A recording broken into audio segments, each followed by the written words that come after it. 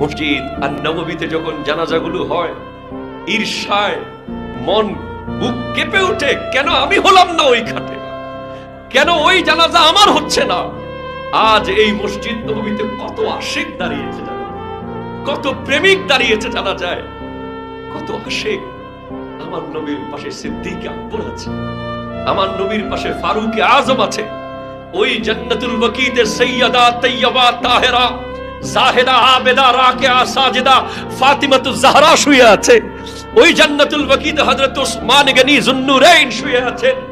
হায় হায় হায় হায়, কোন কারণে যদি পৃথিবীর সবকিছুর বিনিময় হলেও, সব নিয়ামতের বিনিময় হলেও ওই জান্নাতুল বাকিতে যদি এক টুকরো কবরের জায়গা পেয়ে যেতাম, কাশ। যার জানাজার লাশ আমার নবীর নুরানি রওজার পাশে, কত ভাগ্যবান। কেসে নসিব যার জানাজার খাট আমার নবীর রওজার পাশে।